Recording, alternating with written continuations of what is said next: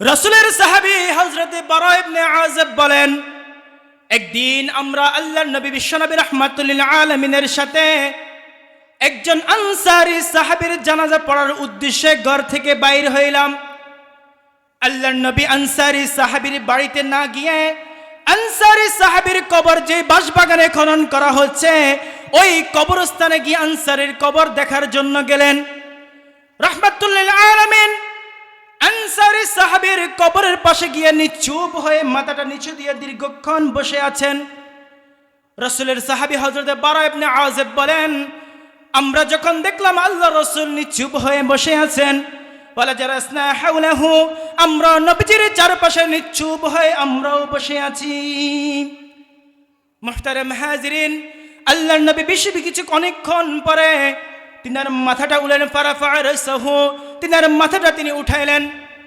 রাসূলের সাহাবী বারা ইবনে আযিব বলেন, আল্লাহর রাসূল যখন মাথাটা উঠালেন, মাথা উঠাই আল্লাহর নবী বলেন, ইস্তাঈদু মিন আযাবিল কবরি মাররাতাইন আও সালাস মাররাত, ও আমার সাহাবীরা, তোমরা এই কবরের আযাব থেকে আল্লাহর কাছে পানা চাও। ও আমার সাহাবীরা, তোমরা কবরের আযাব থেকে আল্লাহর কাছে পানা চাও। এই কথা নবী 2 বার অথবা 3 বার বলেছেন। মুহতারাম হাজিরিন, নবীজি কেন আমাদেরকে কবরের চাইতে পানা চাওয়ার জন্য বলছেন? কারণ আল্লাহ রাসূল বলেন, কবর আমাকে আপনাকে প্রতিদিন ডাক দিয়ে বলে, আনা বাইতুল গুরাব, আমি কবর হলাম অপরিচিত ঘর, আমার কাছে আসার আগে তোমরা চিন্তা ভাবনা করে আসবা। আমি কবর তোমাকে চিনি না, তুমি দুনিয়াতে কি ছিলা আমি তোমাকে চিনি না। আমি কবরের কাছে যখন তুমি আসবা, তোমার জিন্দেগি গড়াইয়া চিন্তা ভাবনা করে আমার কাছে আসতে হবে। কবর আমাকে আপনাকে ডাক দিয়ে বলে, আনা বাইতুল ওয়াহদা, আমি কবর হলাম একাকিত্ব ঘর, আমার কাছে আসার আগে তোমরা চিন্তা ভাবনা করে আসতে হবে। ও মুহতারাম হাজিরিন, কবর আমাকে আপনাকে ডাক দিয়ে বলে, আনা বাইতুদ দুদ, আমি কবর হলাম পোকা মাকড়ের ঘর, আমার কাছে আসার আগে তোমরা চিন্তা ভাবনা করে আসবা। কবর আমার আপনার জন্য কোনো শান্তির জায়গা হবে না, ওই কবর হলো আপনার জন্য পোকামাকড়ের ঘর হবে।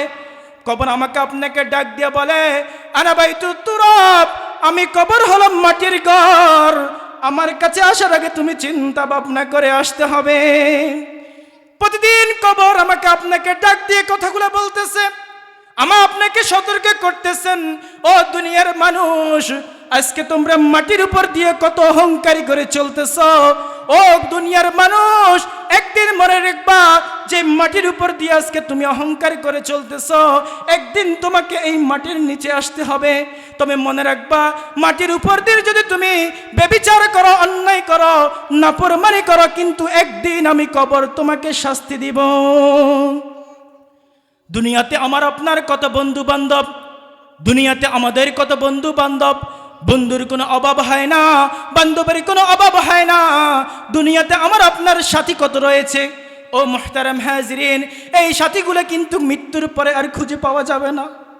আল্লামা জুলফিকার আহমদ নকশবন্দি তিনার কিতাবে লেখেন, আমাকে আপনাকে মৃত্যু প্রতিদিন ডাক দিয়ে বলে, ও দুনিয়ার মানুষ, আজকে তুমি মৃত্যুকে ভুলে রয়েছো, তুমি মৃত্যুকে আজকে ভুলে গিয়েছো।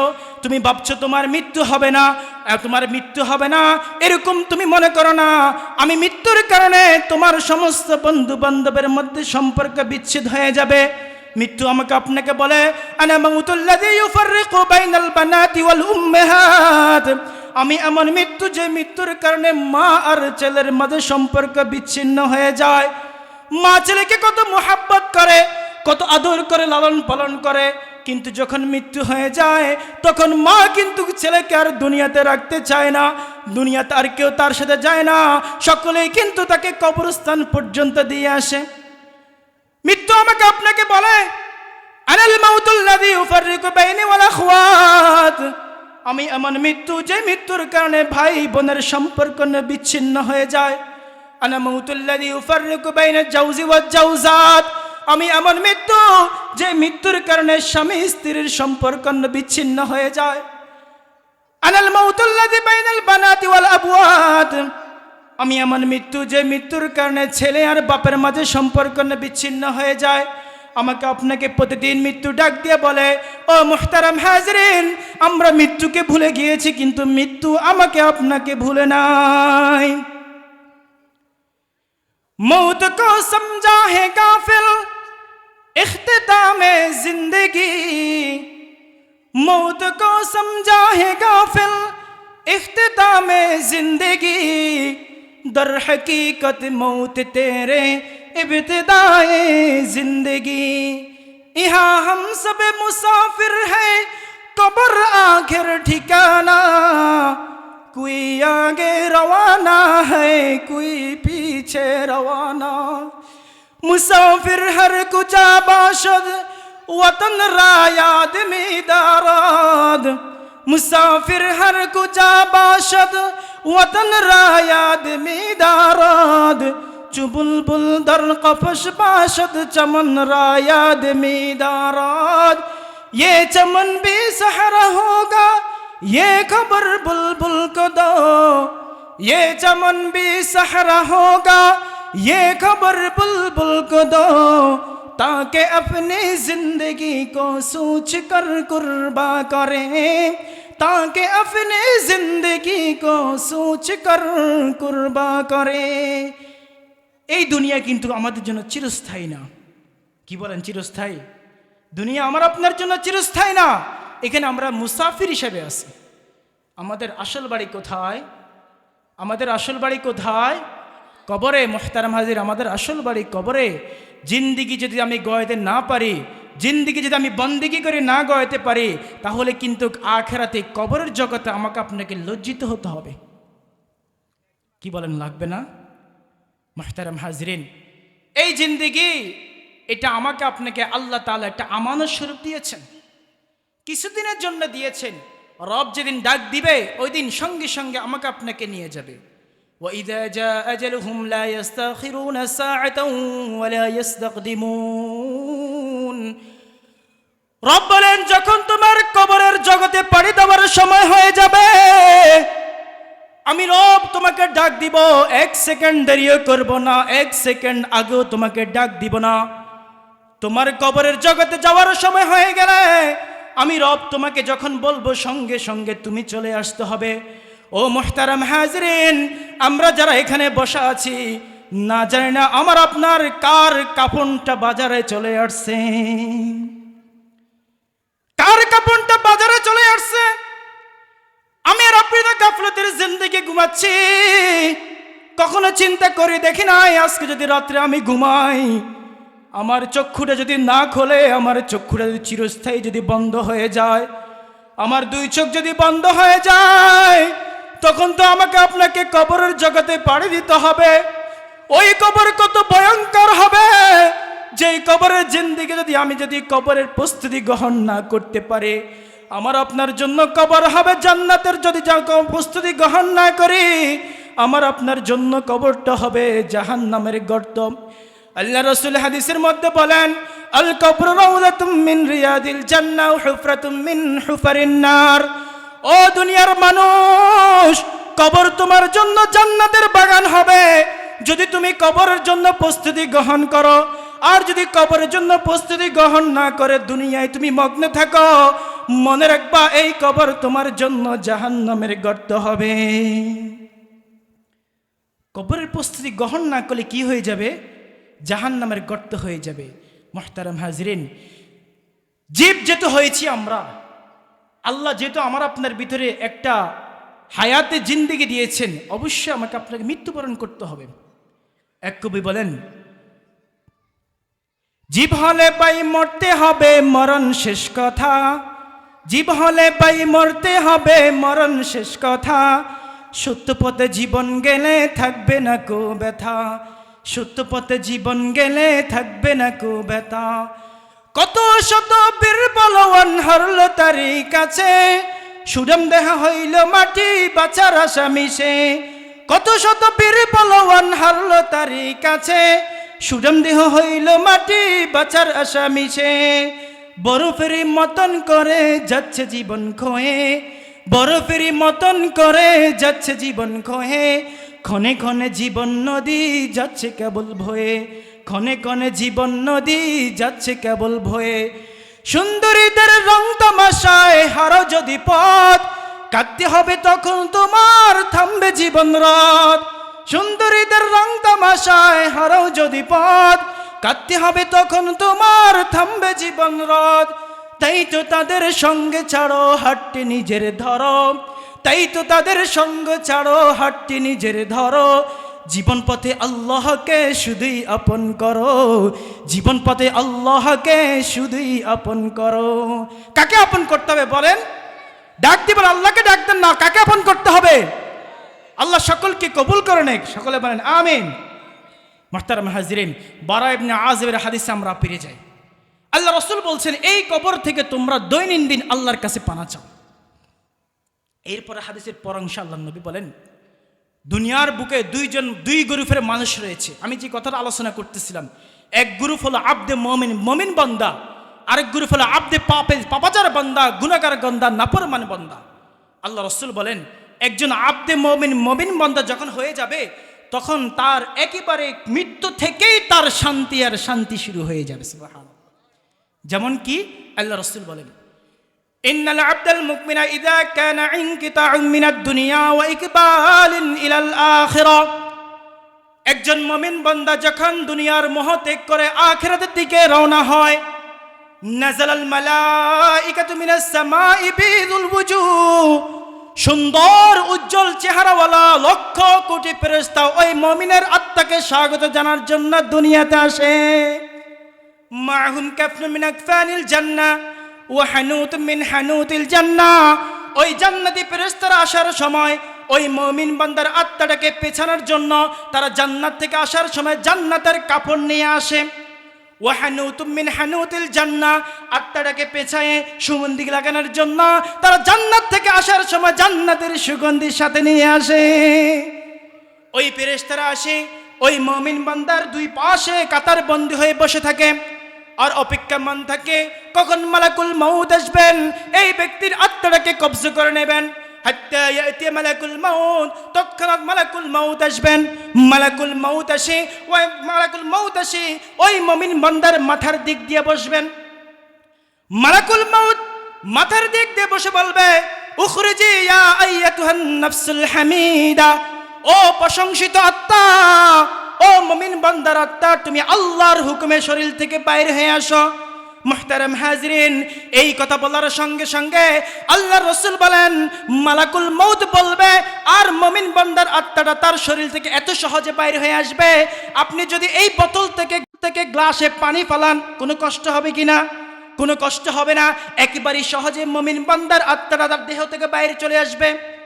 মুমিন বান্দার আত্মা যখন বাইরে থেকে চলে বিধা থেকে বাইরে হবে, তখন সঙ্গে সঙ্গে ফেরেশতারা কাড়াকাড়ি লাগাই দিবে এই আত্মাটা নেওয়ার জন্য।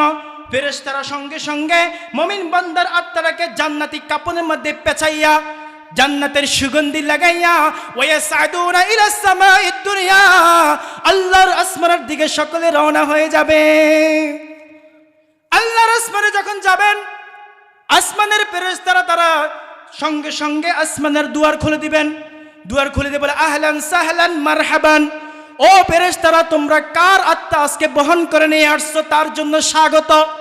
ফেরেশতারা বলবে, আমরা যে আত্মা বহন করছি তোমরা কিভাবে বুঝলা? তখন আসমানের ফেরেশতারা বলবে, খোদার কসম করে বলতেছি এই আত্মাটাকে আজকে আমরা যে সুগন্ধি পাইছি এর আগে দুনিয়ার বুকে আর এরকম কোন সুগন্ধি আমরা পাই নাই।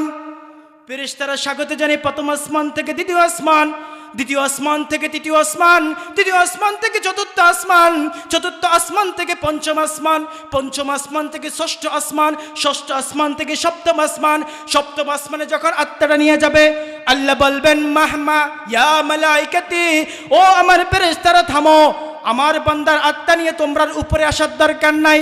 উকতুবু কিতাব আবদি ফি ইল্লিয়িন, আমার বান্দার নামটাকে জান্নাতের ইল্লিয়িন নামক স্থানে লিপিবদ্ধ করে নাও। যাও আমার বান্দার আত্মাটাকে তার পরিবারে পরিজন বাসতলে দাফন করে আসছে, যাও তার আত্মাটাকে তার দেহের মধ্যে পৌঁছাইয়া দাও। ফেরেশতারা আত্মা নিয়ে ওই মুমিন বান্দার দেহে যখন দিবে, মুমিন বান্দার সঙ্গে সঙ্গে জাগ্রত হয়ে যাবে। ফায়াতি মালাকান, তখন গিয়ে দুইজন ফেরেশতা আসবে, ওয়ায়াজলিসানহু, এবং দুইজন ফেরেশতা এসে ওই মুমিন বান্দাকে বসাবে। দুইজন ফেরেশতা আসি মুমিন বান্দাকে বসায় বলবে, তিনটা প্রশ্ন করবেন। এক নম্বর মুমিন বান্দাকে বলবে, মার রব্বুকা, ও আল্লাহর বান্দা তোমার প্রভুকে বলো। প্রশ্ন করতে দেরি হবে, মুমিন বান্দা উত্তর দিতে দেরি হবে না।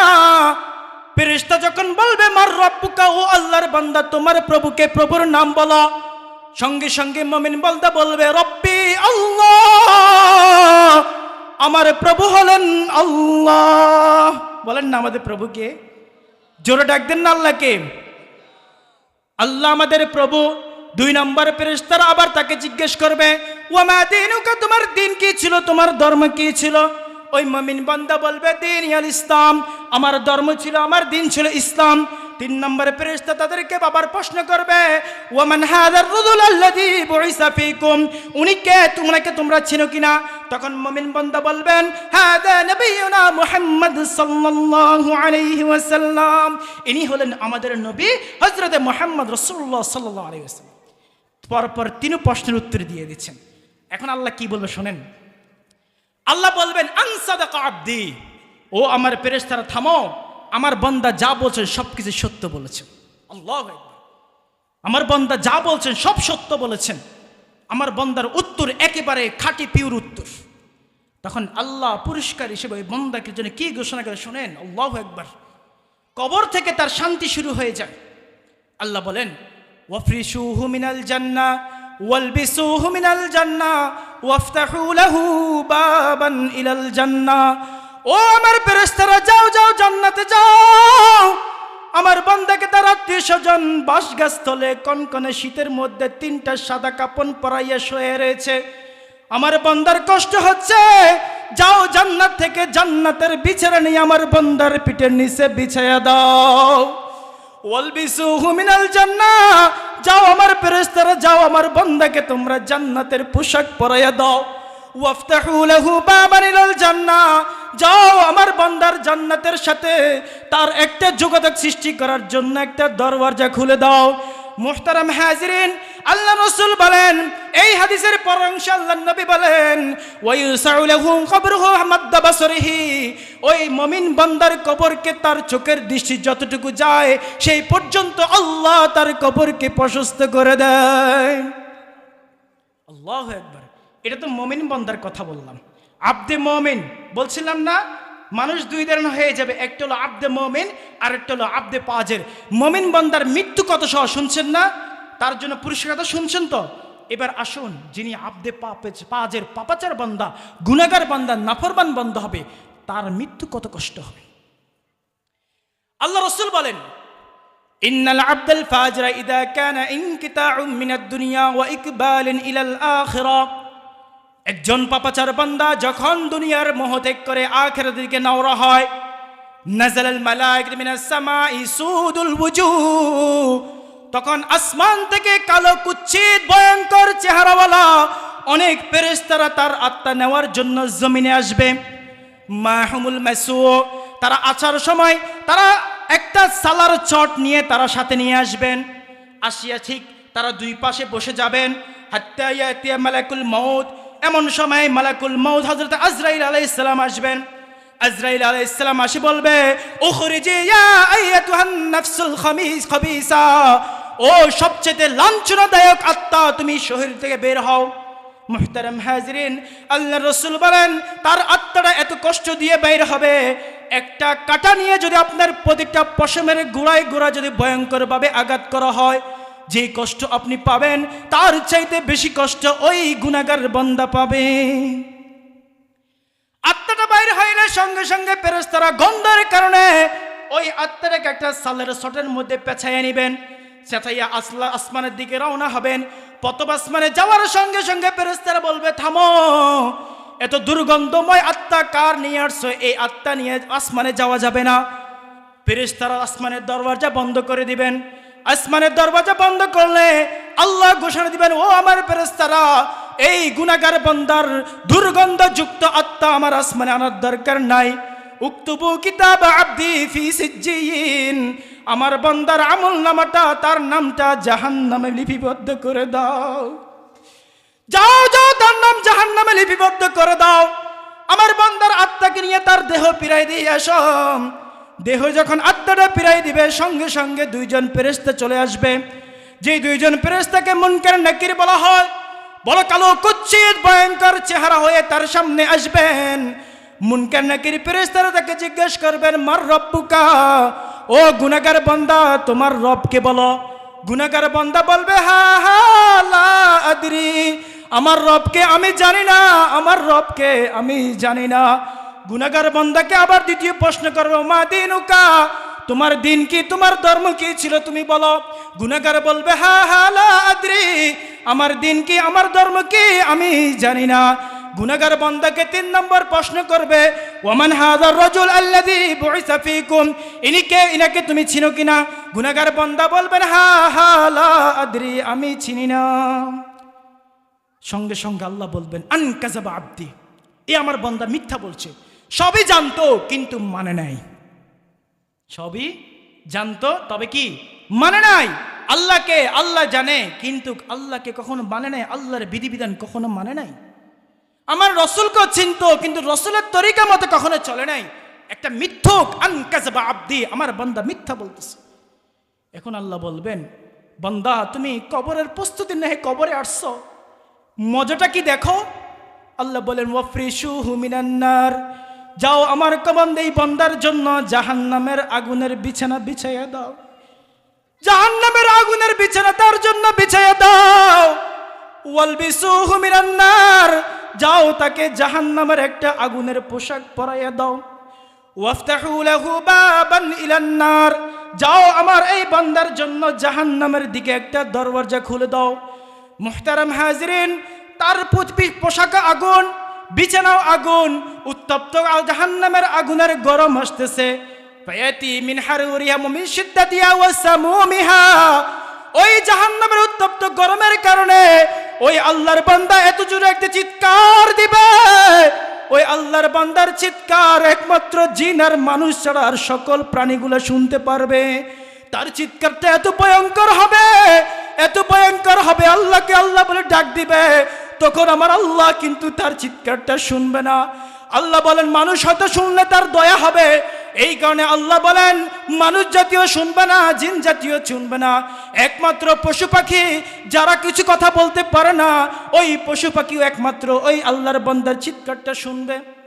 মাঝে মাঝে আপনারা দেখবেন কবরস্থান যখন কোনো পশু বাঁধা হয়, তখন গরু ছাগল বাঁধলে মাঝে মাঝে লাভ দেয় কিনা, রসুলের হাদিস বোঝা যাচ্ছে যে পশু পাখি ওই গরু ছাগল বুঝতে পারবে এই কবরস্থানে যে কোনো এক আল্লাহর বান্দার আযাব হচ্ছে।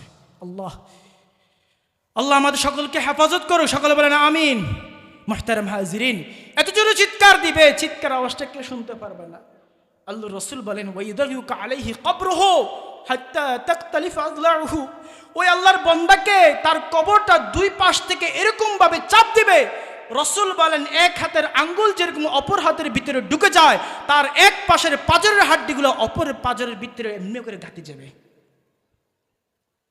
এত জোরে কবর তাকে আঘাত করবে।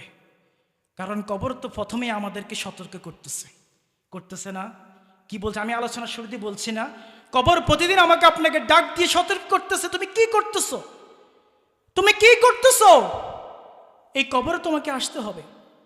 আজকে আমরা খালি পায়ে যদি এই জমিনের উপর দিয়ে হাঁটাচলা করি, কি যে ঠান্ডা লাগবে আমাদের থেকে, ঠান্ডা লাগবে না? খালি পোশাকে যদি এই জমিনের উপর একটু হাঁটি, কি যে ঠান্ডা লাগবে। জমিনের উপরে কথা বলতেছি, ও মুহতারাম হাজিরিন, এই 3.5 হাত মাটির নিচে ওই মাটি জানি কিরকম ঠান্ডা, ওই মাটি জানি কিরকম ঠান্ডা। শীতকালে কোনো মুর্দাকে যখন দাফন করা হয়, যারা কবরে নামছেন মুর্দাকে নিয়ে, হুজুর হয়তো বলতে পারবে, তারা বলতে পারবে ওই সময় কবর কিরকম ঠান্ডা হয়ে থাকে, ওই মাটির ঘরটা কিরকম ঠান্ডা হয়ে থাকে। আমার জন্য কোনো তোষক থাকবে না, কোনো ল্যাপ থাকবে না, কোনো কম্বল থাকবে না, এই ঠান্ডা পানির মধ্যে, এই মাটির মধ্যে আমাকে আপনাকে শুয়ে থাকতে হবে। এই কবর এত ভয়ঙ্কর, কবর এত ভয়ঙ্কর। মুহতারাম হাজিরিন, পায়ে হাত দিয়ে বলি, কবরে যাওয়ার আগে কবরের জিন্দেগি আপনাকে গড়ে নিতে হবে। কবরে যাওয়ার আগে কবরের প্রস্তুতি আপনাকে গ্রহণ করতে হবে।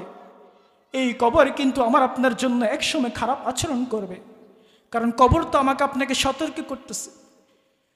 একজন জাহান্নামী যখন জাহান্নামে যায় তখন তার খাদ্য কি হয় শোনেন।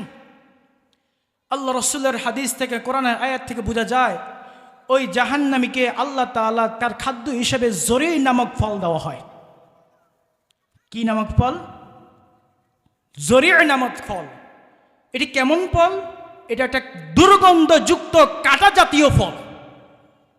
এই ফলটা যখন জাহান্নামী ক্ষুধার তৃষ্ণায় চিৎকার করে আল্লাহকে বলবে, ওগো আল্লাহ আমাকে কিচ্ছু দাও না, আমি খাইতে পারতেছি না, তখন আল্লাহ ওই জরি নামক ফলটা ওই জাহান্নামীর সামনে প্রকাশ করবে।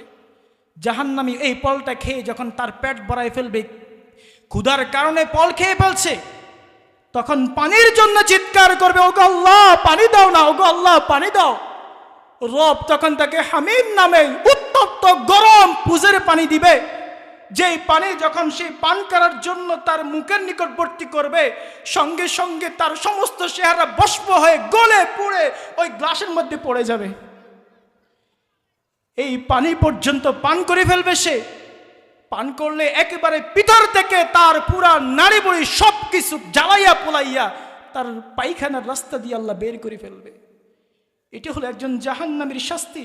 এটি হলো একজন পাপাচার, ব্যভিচার, নাফরমানের শাস্তি। মুহতারাম হাজরিন, এই আযাব এটা আমাদের সহ্য করার মধ্যে কুদরত আছে? বলেন আছে? এই আযাব সহ্য করার কুদরত আছে?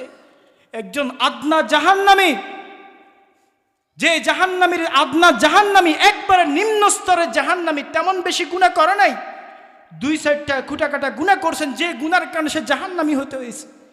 এই একজন জাহান্নামীর আযাব কি হবে, শাস্তি কি হবে শোনেন।